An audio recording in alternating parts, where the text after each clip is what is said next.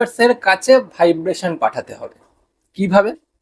তুমি যেই বিষয়টা অনুভব করছো সেই অনুভবটা উপলব্ধির জায়গায় পৌঁছাতে হবে। কেমন ভাবে?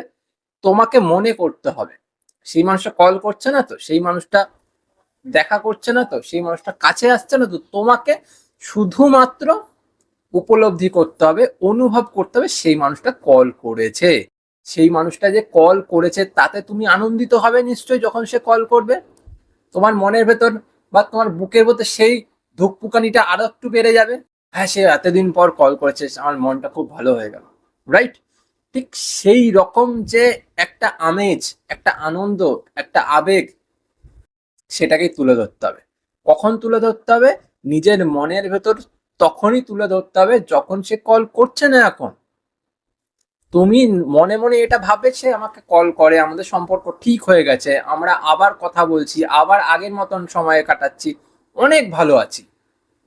সবসময় ভাবছো আমার প্রিয়জন দূরে চলে গেছে, আমার প্রিয়জন ছেড়ে দিয়েছে, আমার প্রিয়জন ভালোবাসে না, এক্সেট্রা ভাবছো।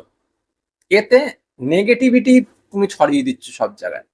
ইউনিভার্স এই নেগেটিভ এনার্জিটা বা নেগেটিভ ভাইব্রেশনটাকেই ক্যাচ করে নিচ্ছে আর সেটাই পাঠাচ্ছে। তাতে তোমার প্রিয়জন আরো দূরে চলে যাচ্ছে, কারণ ইউনিভার্স যা পাচ্ছে তাই ক্যাচ করছে। তাকে নিয়ে নেগেটিভটা ভাবছো, নেগেটিভটাই ক্যাচ করছে, আরো খাড় খেয়ে যাচ্ছে তোমার উপর তোমার প্রিয়জন।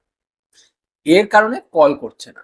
তার জায়গায় আমি যেটা বললাম, তুমি অনুভব করো যে সেই মানুষটা কল করেছে আর তুমি সেই কল পেয়ে অত্যন্ত খুশি, অত্যন্ত ভালো আছো, ভালো সময় কাটাচ্ছ, তার সাথে দিনের পর দিন ঘন্টার পর ঘন্টা কথা হচ্ছে।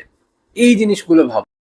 আমরা যেটা ভাবি সেটাই কিন্তু আমাদের সাথে হয়, আমরা যেটা ভাবতে পারি না সেটা কিন্তু আমাদের সাথে হয়ই না। আমি যেটা ভাবতেই পারবো না সেটা কি করে আমি পেতে পারবো? রাইট? তো যেটা আমি ভাবনার মধ্যে আনতে পারবো সেটাই এক সময় না এক সময় আমার কাছে আসবে। সেই রকমটাই ভাবতে হবে। বুঝতে পারলে? ফোর্থ পয়েন্টটা সব থেকে গুরুত্বপূর্ণ পয়েন্টগুলির মধ্যে একটা, সেটা হলো অ্যাফার্মেশন বলতে হবে।